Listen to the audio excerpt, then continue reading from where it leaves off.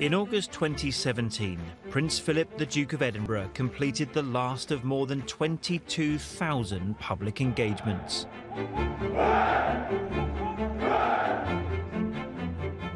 It was 70 years before that, in 1947, that the public first became aware of the dashing young naval officer as his engagement to the young Princess Elizabeth was announced. He was Britain's longest-serving royal consort, walking 2 steps behind the Queen, on a relentless round of royal duties. He was president or patron of more than 800 charities and organisations.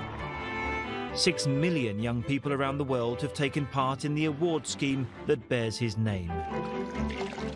And on the distant Pacific island of Tanna, islanders even consider him a god and revere photographs of him. Most of us knew him simply as the husband of the Queen, the father of the heir to the throne, Prince Charles. But the full picture of Prince Philip is more remarkable, much more intriguing, and far more surprising.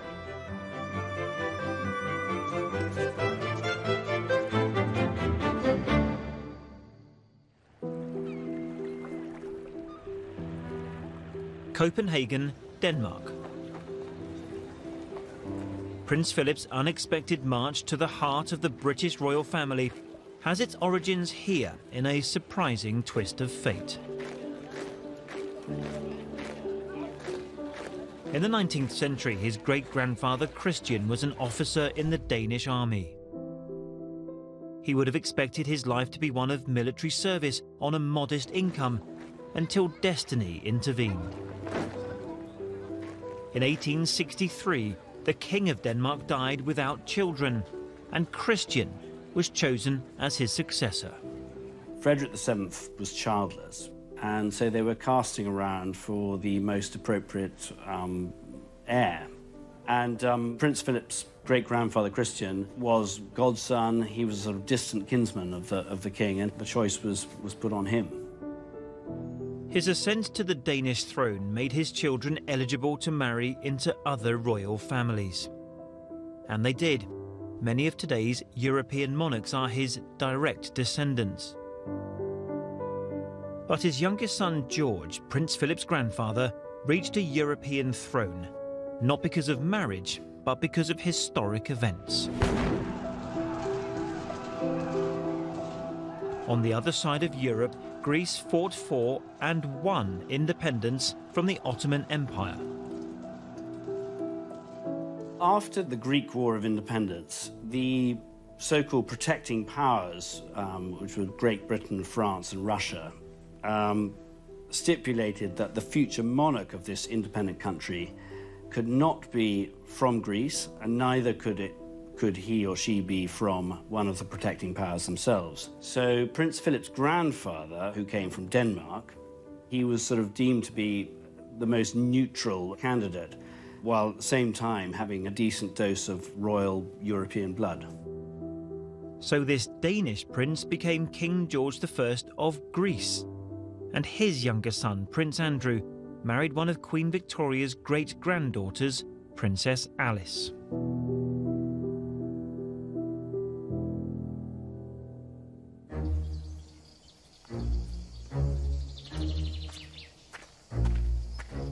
In 1921, they were living here on Corfu, in this house, Mon Repos, where Alice became pregnant with her 5th child.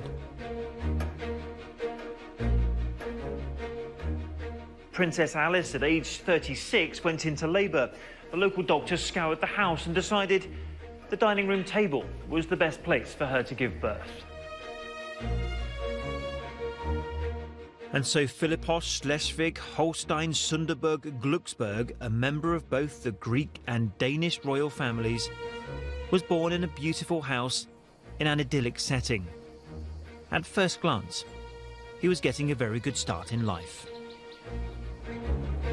But danger was just around the corner. Philip's father, Prince Andrew, was an officer in the Greek army, which at that time was involved in a 3-year war against Turkey. And this war culminated in a calamitous retreat.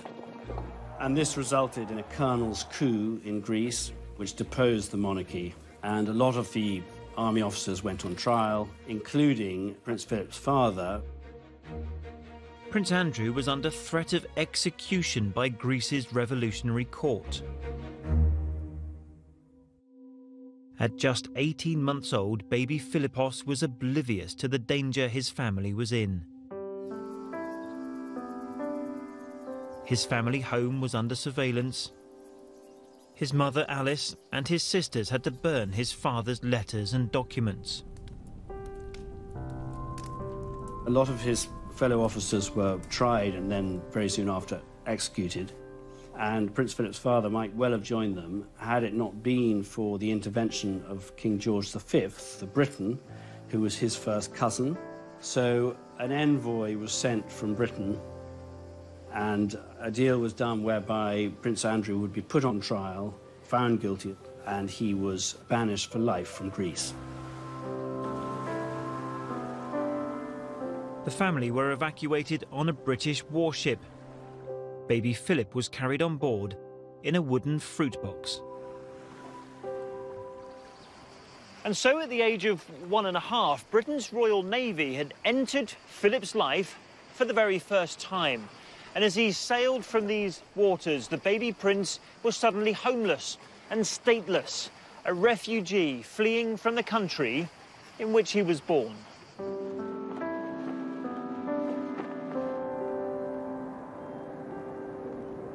Displaced and dispossessed, Philip's family were dependent on relatives. In 1923, they moved to France to stay with family in a house near Paris. Philip was sent to the American school. Certainly when he first went to school, he was asked, what he was called, and he said, I'm called Philip. And they said, well, you must have another name. What do you mean, just Philip? And so eventually he said rather, shyly and reluctantly, well, I suppose I'm Philip of Greece. And of course that was sort of probably met by, a certain amount of bemusement as well. His memories of his life in Paris in the 1920s were good ones. It was a normal family life as far as I was concerned, he said. I went to school, I wasn't the least bit aware of the fact that I was in any way different from the others. It's true that I had this title of prince, but it's surprising how you can live it down. But in 1930, aged 9, normal family life ended. Philip's mother, Alice, suffered a nervous breakdown. She was diagnosed with schizophrenia and committed to a sanatorium in Switzerland. Prince Philip and his sisters were all taken out for the day, leaving their mother. While they were away, the doorbell rang, these men arrived, and they tried to take her willingly, and she wouldn't go, so she was basically injected with a sedative and then bundled into the car and driven south to Lake Constance, where she was put in this sort of secure asylum. Initially, Philip was able to visit his mother, but as she was moved between different institutions, he lost contact with her. She completely vanished from his life between the ages of sort of 10 and 15. And meanwhile, Prince Philip's father went off to live on the French Riviera with his mistress. Prince Philip's sisters were all more or less grown up by that stage, and they were soon married to German princes. So Prince Philip was really the one who was the main victim of all this. Between 1930 and 1931, all 4 of Philip's sisters married German aristocrats and moved to Germany. I think the father figure was very intermittent and then went. And his mother struggled at that stage. It was a nomadic lifestyle, which must have been really quite difficult, because he was that much younger than his sisters. So it was almost as if it was just a part of the baggage that went along with the moves. So he had friends elsewhere. Funny enough, I've met them since, where he And when he went to prep school and places, you know, who took him in the holidays, because he had nowhere else to go, literally.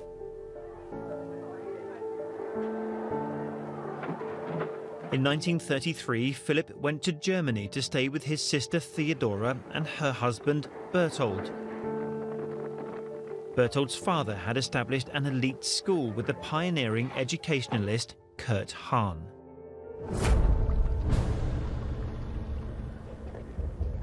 In the same year, Adolf Hitler and the Nazis took power and opened the first concentration camp at Dachau.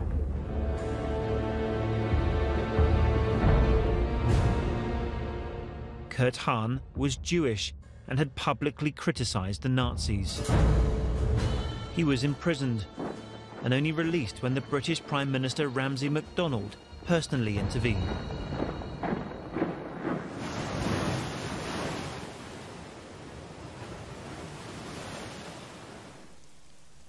Hahn fled to the UK, where he founded a new school in the north of Scotland, Gordonston. And Philip was to be one of the first pupils, sent there in 1934 as the situation in Germany deteriorated. Kurt Hahn's ideas were modern and progressive for their time. He saw a need in society for education to develop the character of young people. The common view is that during puberty, during adolescence, movements become sluggish and awkward. Coordination of physical and mental efforts is lost. And altogether there's a dimness in puberty, a malaise, which has been accepted almost as a dogma. Hahn's educational ethos emphasized fitness, expeditions, manual skills, and public service, using the nearby hills and rivers as additional classrooms. The aim was to build teamwork and train both the mind and body. Seamanship was one of the main parts of the curriculum, and Hahn said, "My best schoolmaster is the Murray Firth."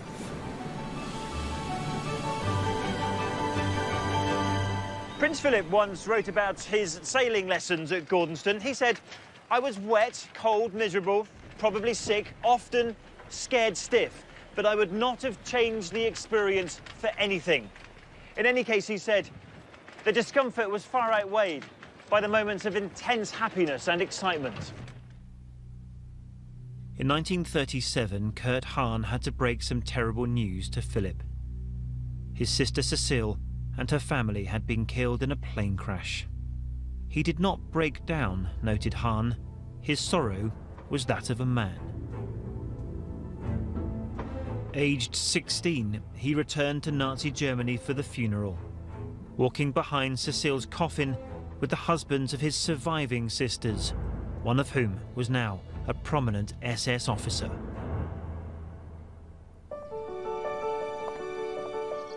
Back at Gordonston, Philip rose to become guardian or head boy. He'd had an unsettled childhood, only seeing his parents very rarely after the age of 9. But at Gordonston, he grew up and enjoyed his time there. The headmaster, Kurt Hahn, writes about the pupil he just calls Philip. When Philip came to Gordonston, he says, his marked trait was his undefeatable spirit. His laughter was heard everywhere. But he also comments in here about Prince Philip's character. At times, he wrote, he gave way to intolerance and impatience. He got into a fair number of scrapes through recklessness and wildness. But he notes this, he was often naughty, never nasty. That's probably why Gordonston had such an impact. That, I suppose, was his bit of good luck, was to be involved with Kurt Hahn at that stage in his life. He was a very remarkable individual. After Gordonston, Philip had to move on again. He was virtually a refugee at that stage because he had no real permanent home. But his extended family in the shape of Lord Mountbatten was really important. Louis Mountbatten was Philip's uncle. Mountbatten's father, Ludwig von Battenberg, had been First Sea Lord, in charge of the Royal Navy at the outbreak of the First World War in 1914. But he was forced to resign from the post because he was German. In 1917, anti-German feeling was so strong in Britain that the royal family changed their surname from Saxe-Coburg-Gotha to Windsor. At the same time, the Battenbergs anglicised their name to Mountbatten. When Battenberg was forced to resign as First Sea Lord, this was a great disappointment to him and something of a humiliation, really, for his family. His youngest son, Louis Mountbatten, was 14 at the time and a naval cadet, and he vowed that he would restore the family honour, the family glory. From 1937 onwards, Mountbatten became a surrogate father to Philip. Louis Mountbatten steered Prince Philip away from what had been his ambition, which was to join the RAF, and he steered him towards the Battenbergs with the great naval tradition. I contemplated going to the Air Force, and I might easily have done, but I think that it so happened that there were family reasons and connections that made it, in a sense, easier to get into the Navy. In May 1939, 18-year-old Prince Philip of Greece and Denmark enrolled as a cadet at the Royal Naval College in Dartmouth.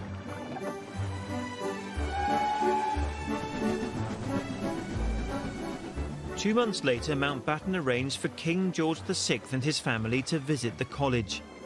He invited his nephew onto the royal yacht, the V&A, to socialise with the young princesses Margaret and Elizabeth. Philip accompanied us and dined on board, said Mountbatten in his diary of that day on the River Dart.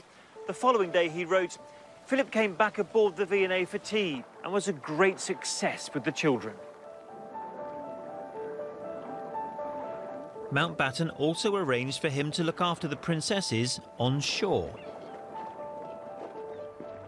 Louis Mountbatten was absolutely instrumental in making sure that the young princesses, in particular Princess Elizabeth, spent time with his 18-year-old handsome nephew.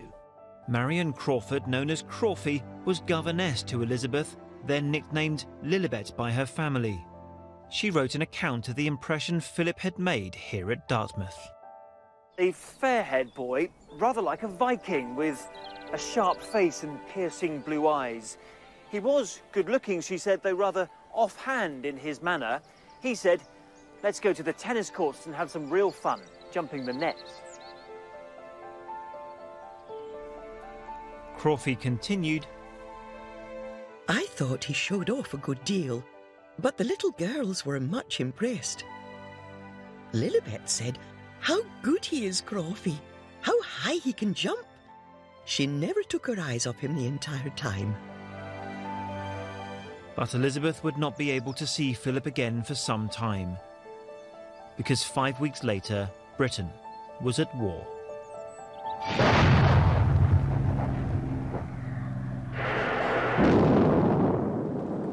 Philip was eager to get straight into action, but it wasn't that simple.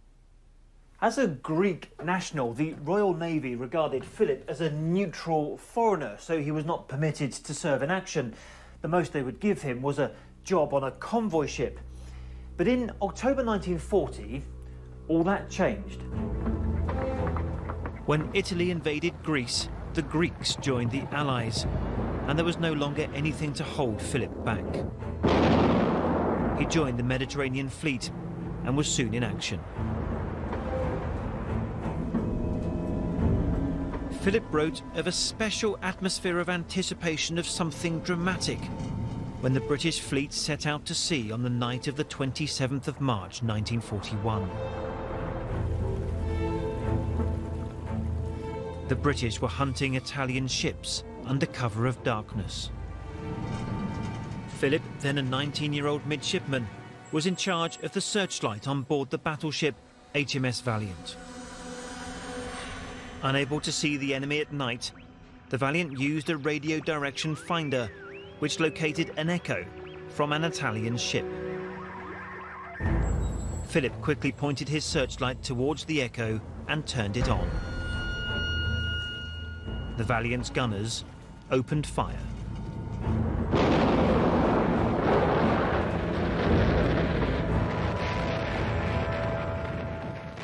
Prince Philip has written about his time as a midshipman during that battle. He said, "At this point, all hell broke loose as all our 8 15-inch guns, plus those of the flagship, started firing at the stationary cruiser, which disappeared," he wrote, "in an explosion and a cloud of smoke."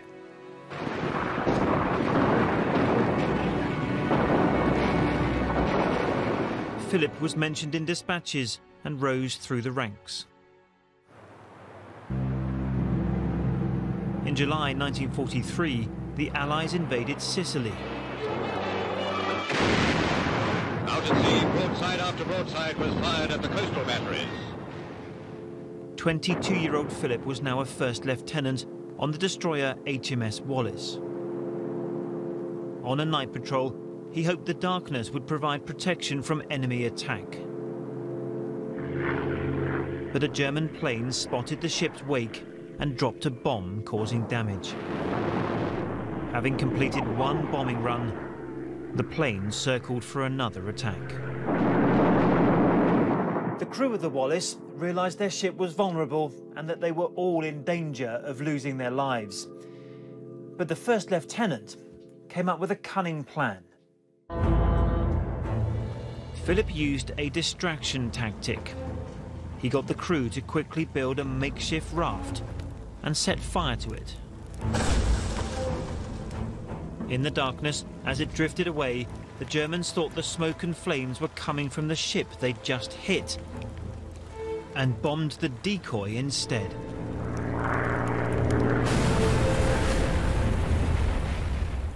The Prince and HMS Wallis sailed away to safety.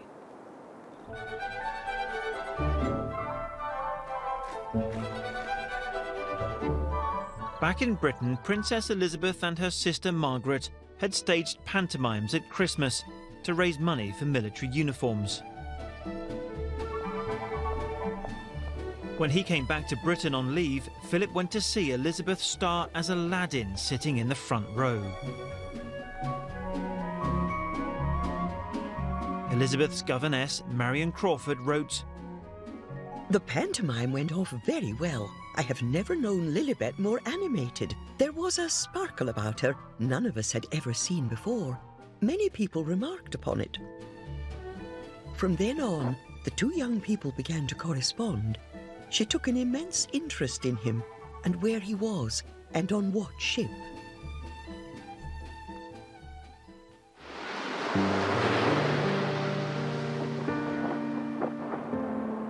At sea and at war, Philip couldn't see his mother, who was now living in Greece, his sisters in Germany, or his father, who was living in Monte Carlo with his mistress. In December 1944, he received a message about his father from his uncle Mountbatten. So shocked and grieved to hear of the death of your father, and send you all my heartfelt sympathy. Following has been received from your mother. Embrace you tenderly in joint sorrow. After the war, he visited Monte Carlo to pick up his father's effects. Alongside debts of £17,500, they included a gold signet ring, which he wore from that day on. Louis Mountbatten, who was known to friends and family as Dickie, continued to fill the void left by Philip's father, as the prince himself remarked. "I don't think anybody thinks I had a father," Philip said. "Most people think that Dickie's my father anyway." Mountbatten also encouraged Philip's relationship with Elizabeth. The princess had come of age during the war and trained as a driver and mechanic. When the war was over, Philip was able to see Elizabeth regularly. Philip was keen on Elizabeth, but didn't always welcome his uncle's interest. He wrote to him in September 1945. Please, I beg you, not too much advice in an affair of the heart, or I shall be forced to do the wooing by proxy.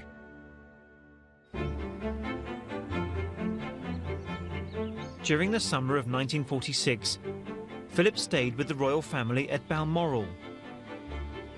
It was here he asked King George VI for his daughter's hand in marriage. How that went down with the King and Queen, I think initially they were rather alarmed, really. They felt they didn't want to lose their daughter so quickly. They were a tight-knit family. Added to that, the Queen would have preferred someone more from a background similar to hers, so English/British aristocracy, not this foreign prince. His uncle, Louis Mountbatten, was regarded quite suspiciously at court because of his sort of progressive/left-wing views, and he was seen as someone who might use his nephew as a sort of kind of Trojan horse via which he would sort of influence the monarchy. The king agreed to the engagement on condition that it be delayed until Elizabeth was 21 years old. However, at the wedding of Mountbatten's daughter in the autumn of 1946, Philip and Elizabeth were photographed together, and speculation that they were in love became widespread. The engagement was officially announced on the 9th of July 1947.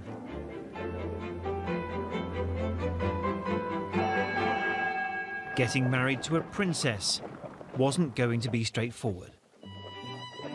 Philip had to give up being a prince of Greece and Denmark, convert from Greek Orthodox to the Church of England, and become a British citizen. He also had to choose a new surname. He'd inherited the Danish Schleswig-Holstein-Sonderburg-Glücksburg from his father, but decided to adopt the name from his mother's side and so became Philip Mountbatten. The night before the wedding, Philip celebrated with his uncle at his side.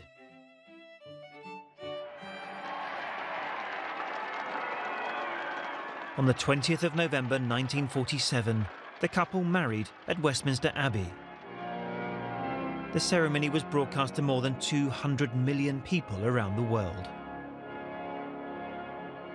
His mother Alice had made a recovery and attended the wedding. But his sisters, who married German princes, some of whom fought against Britain in World War II, were not invited.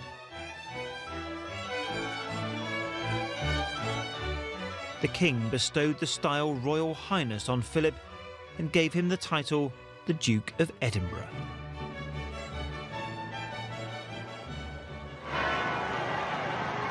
Hemmed in by well-wishers, the royal car had great difficulty in getting back to Broadlands, the honeymoon retreat of the royal family.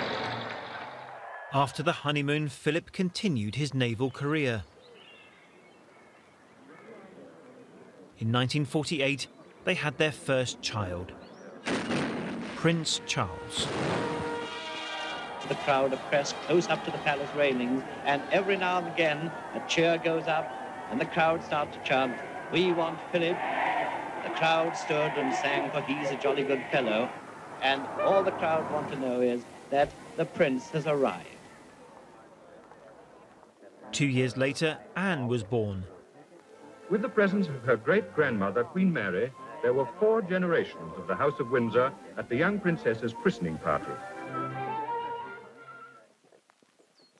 Philip was posted to Malta, where the couple were able to enjoy a relatively normal married life. He was promoted to lieutenant commander. For the first time, he was in command of a ship, HMS Magpie. He was lined the streets to cheer on the young Queen and her consort. 3/4 of the population of Australia were estimated to have seen them. As the new head of the Commonwealth, the Queen aimed to visit as much of it as possible. To do that would require a special means of transport. I name the ship Britannia. I wish success to her and to all who sail in her.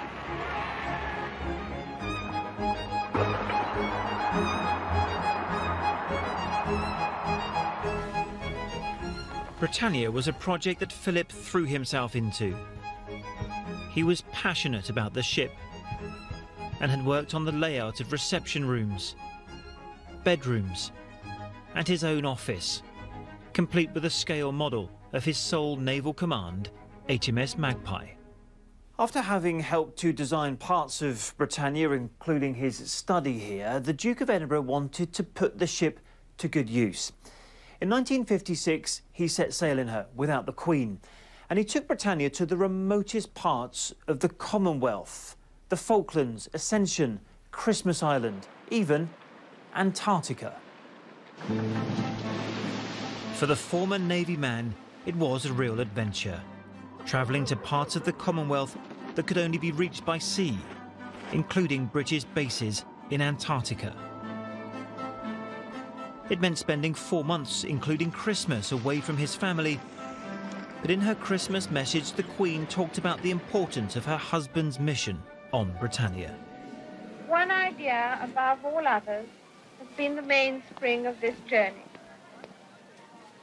It is the wish to foster and advance concord and understanding within the Commonwealth. This was the longest solo tour Philip undertook as the Queen's consort, and by the end of it, he'd personally visited more parts of the Commonwealth than any other member of the royal family. The day after he returned, he was rewarded with a new title. He was now officially Prince Philip. He'd also awakened what would become a lifelong interest in science, nature, and other cultures. The numerous artefacts on board Britannia demonstrate the fellowship and diversity of the Commonwealth. They include this ceremonial pig killer given by the people of Vanuatu, where some tribespeople worship Philip as a god.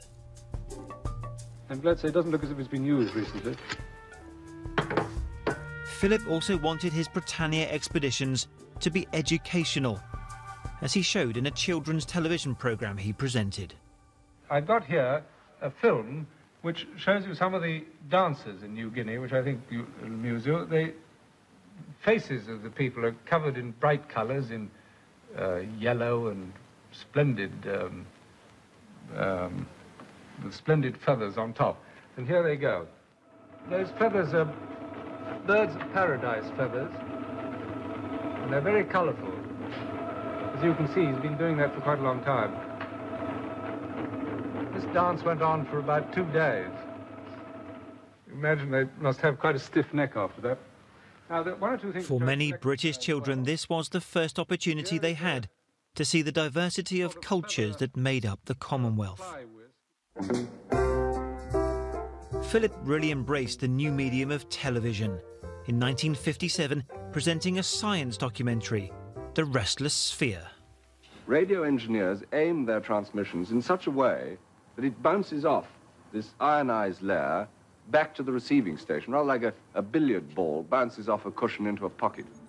He's been able to keep pace with the kind of technological changes which have had such an impact. Not only has he kept pace with them, but he's also had the imagination to see where they might go and how they might impact. In the 1960s, Prime Minister Harold Wilson had spoken about modernising Britain with the white heat of new technology. The picture of the Duke at the controls of his helicopter as it rises from the stadium seems to symbolise this age of technological progress and development. Philip was in tune with the times. At heart, he was a moderniser. He wanted to encourage new thinking in the monarchy and in British science and technology. He showed this in 1961 when he became the first royal ever to give a television interview. He was calling for better training to create a skilled workforce for the modern age. I think that so much of our industry is traditional in its the way it's grown up, that you need a kind of jolt to make it realize that there is a change in the general pattern of industry. We can't hope to go on competing if we make use only of unskilled labor. We've got to make the best use of the skill and the brains of the people, and we know perfectly well that the people in this country have got a remarkable talent for things if they learn how to do them. We ought to make the best use of that. if you had that kind of level of interest in how things worked, I mean, you were always looking to try and make things better, and you kind of understood that the engineering and the technology were very much part of what was going to happen in the future, and getting the right skills in place in order to take advantage of it, absolutely key. Philip was also the first royal to give press conferences and take direct questions from journalists. In Ottawa in 1969, he gave his views on the monarchy in Canada and elsewhere. I think that it's a complete misconception to imagine that the monarchy exists for in the interests of the monarch. It doesn't. It exists in the interests of the people.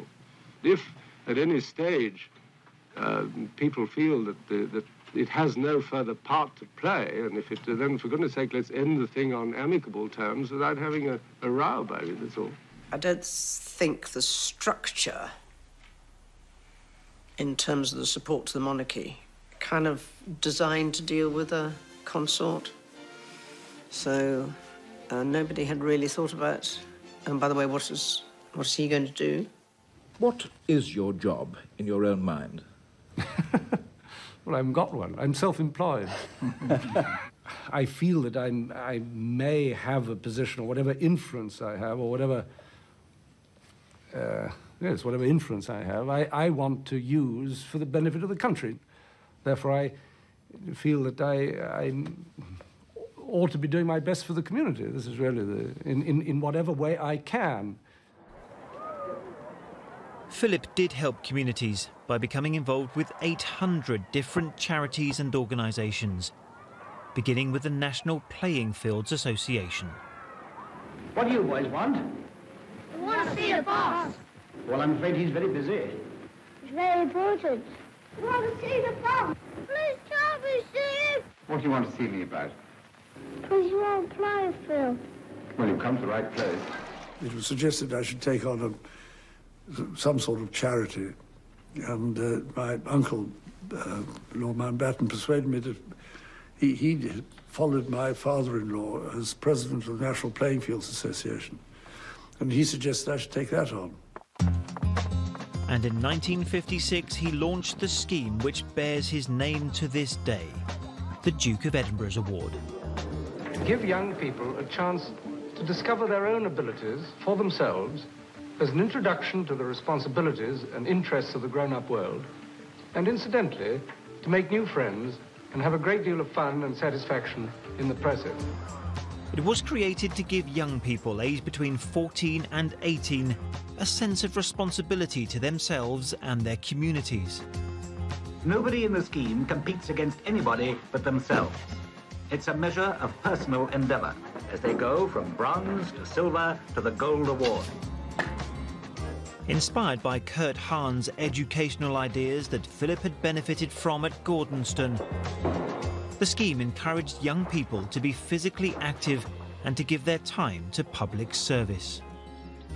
Now, under guidance from Swansea University scientists, eager volunteers are transforming the landscape. Now, a new green life is taking root. But that was Kurt Hahn. I mean, that was really about Kurt Hahn developing his concept about developing individuals, and that your academic qualifications and the basic skills you learn are part of that development. But you have to learn to be a broader person as well, and that's continued. I'd go so far as to say that a great proportion of the lads who get themselves into trouble with the police could become our best citizens if they could find an outlet for their enterprise in something rather more useful than crime, and fix their loyalty on something more worthwhile than the gang. The award was a great success, with more than 6 million youngsters taking part in over 140 countries. But Philip didn't just want the public to feel the royal family had a purpose, he wanted them to see it too. John Brabourne was a film producer and the son-in-law of Louis Mountbatten. In 1968, he approached Philip to ask if he could make a documentary about the royal family. Cameras had never been given fly-on-the-wall access to the royals before, but Philip chaired the committee to consider the idea and supported it. He persuaded the Queen to let the cameras in. On the 21st of June 1969, people turning on their televisions saw behind the scenes at the palace as the royals talked candidly for the cameras in a way that had never been seen before. He did have some very strange habits, your father. I remember when I used to come up to Royal Lodge, I asked when I arrived on, I said, where's the king? And they said, oh, he's in the garden. And I went out and there's nothing to be seen except a lot of terribly rude words and language coming out of a rhododendron bush. So I eventually found him there hacking away, wearing a bearskin cap.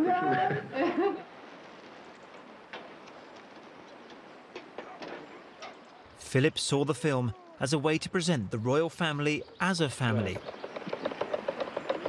Oh, why have you done that? And himself as a normal father, cooking sausages on a barbecue. I don't think it was his idea. I think he thought it was worth trying. I don't know that he'd ever really enjoyed the concept of making films and being involved in the media with that much enjoyment. You've got a better device. No. It was an interesting experiment. I climb on the roof, Papa. So you do that?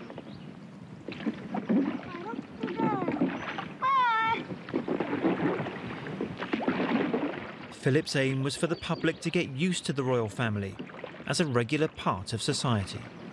I think people have got more accustomed to us. They take us much more naturally. There used to be much more intense interest. Now people take it, as a matter of course. They know who we are. They've got to know us, and they say, oh, well, either they can't stand us or they think we're all right. 350 million people watched worldwide, and asked about it many years later, he had no regrets. We don't belong to a secret society. I mean, I don't see why people shouldn't know what's going on. Much better that they should know than speculate.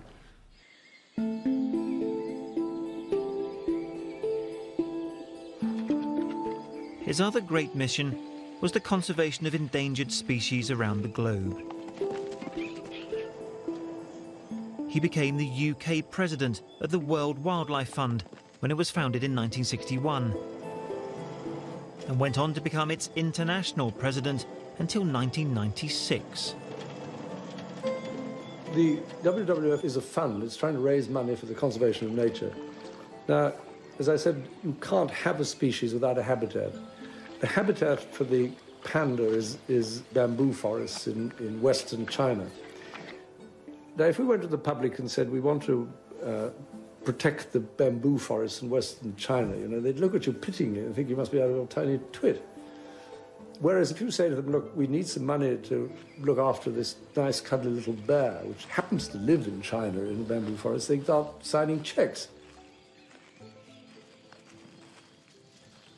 We as humans have got this power of life and death, not just life and death, but extinction and survival of other species of life, then we ought to exercise it with some sort of moral sense. I mean, why make something extinct if we don't have to? Or even if we have to, why should we? I don't think we ought to. I think he also had a good broad sense of the stresses and strains that were being placed on nature and environment, maybe a bit earlier than some. In 1968, Philip's mother, Alice, came to live in Buckingham Palace. The following year, aged 84, she died. She had written a farewell note to her son. Dearest Philip, be brave, and remember I will never leave you, and you will always find me when you need me most. All my devoted love, your old Mama. Her last request was that she be buried on the Mount of Olives in Jerusalem. This was a very hard thing to arrange, but Philip managed to ensure that Alice's coffin was flown there and interred in an Orthodox church.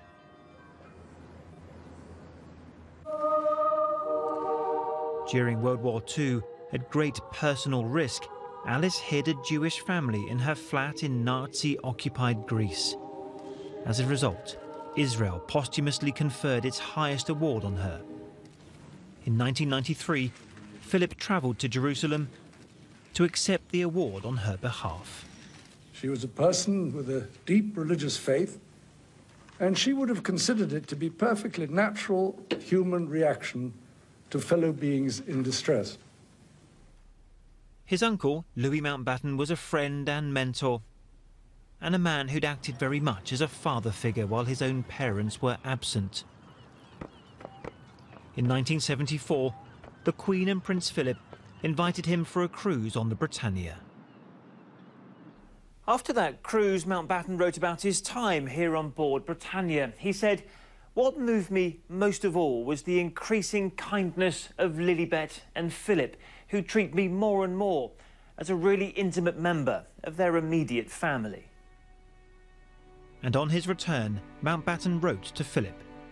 You sometimes seem rather disappointed, perhaps frustrated would be a better word. But I feel you underestimate your effect on the UK and especially the Commonwealth. I hear more and more praise and appreciation from people in all walks of life. In the summer of 1979, Lord Mountbatten was on holiday in Ireland. As he took a small boat out for a day's fishing, the IRA detonated a bomb, killing the 79-year-old and 3 other passengers. There are always victims, always people who suffer. It doesn't matter how strong your ideals are or whether you're right or wrong. Somebody's going to suffer from that if that's the way you choose to do business. And it certainly brought that home to a lot more people in that sense, because there were 2 very distinct families who suffered as a result of that. Despite the loss of his uncle, Prince Philip went to Ireland years later to speak for mutual understanding. It would be ridiculous to pretend that there haven't been problems, in a sense, between the North and the South. And I think that any initiative which can somehow overcome these rather artificial divisions can only be good. In 2012, the Queen and Prince Philip both shook the hand of Sinn Féin's Martin McGuinness, a former IRA commander. This was seen as a profound symbol of peace and reconciliation in Northern Ireland. The Duke maintained an active working life, but he was still a father and family man. When the marriage of Prince Charles and Diana was in trouble, Philip tried to help. Diana kept her distance, and so Philip wrote letters to her. I will always do my utmost to help you and Charles to the best of my ability. But I'm quite ready to concede that I have no talents as a marriage counsellor. To which Diana replied, "You are very modest about your marriage guidance skills, and I disagree with you.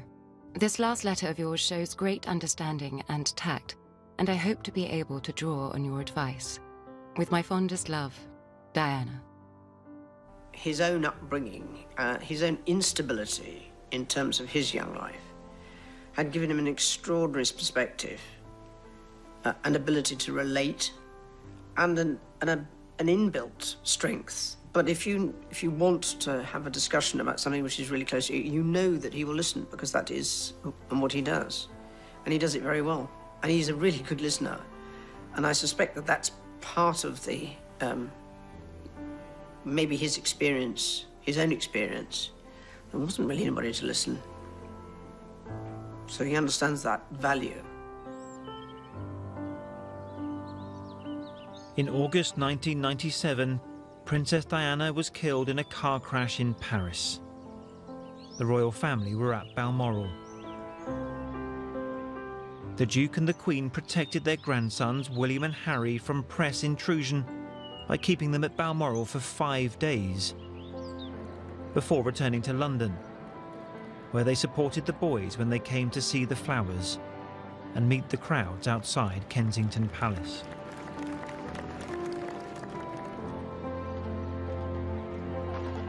At the funeral, William was not sure that he would be able to walk behind his mother's coffin. It was a question of, if you'll do it, I'll do it. And that was him as a grandfather saying, if that's what you want to do, and if you want me to be there, I will be there. Philip stayed by William's side throughout the walk and supported him.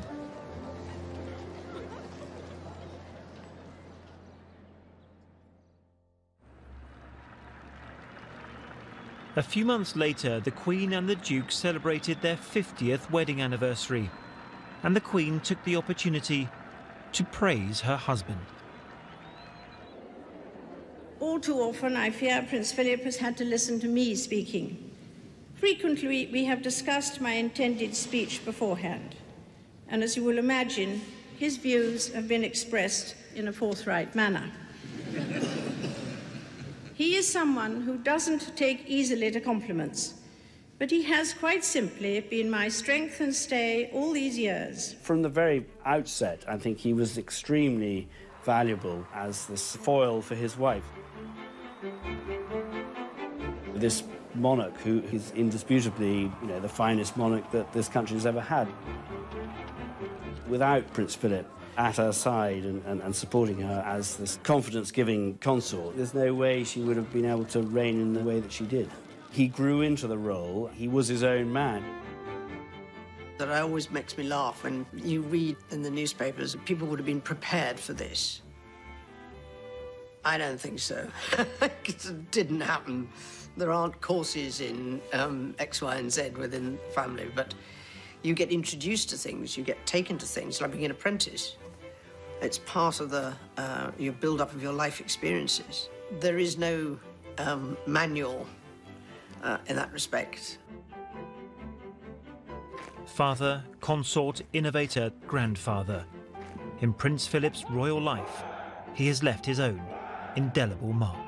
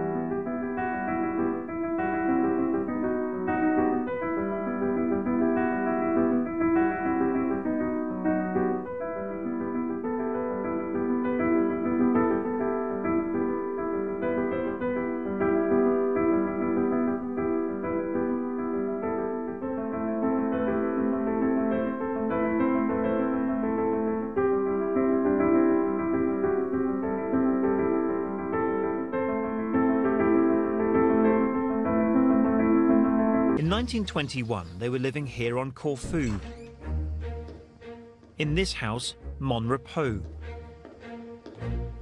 where Alice became pregnant with her 5th child. Princess Alice, at age 36, went into labour, the local doctors scoured the house and decided the dining room table was the best place for her to give birth. And so Philippos, Schleswig, Holstein, Sunderburg, Glucksburg, a member of both the Greek and Danish royal families, was born in a beautiful house in an idyllic setting. At first glance, he was getting a very good start in life. But danger was just around the corner. Philip's father, Prince Andrew, was an officer in the Greek army, which at that time was involved in a 3-year war against Turkey.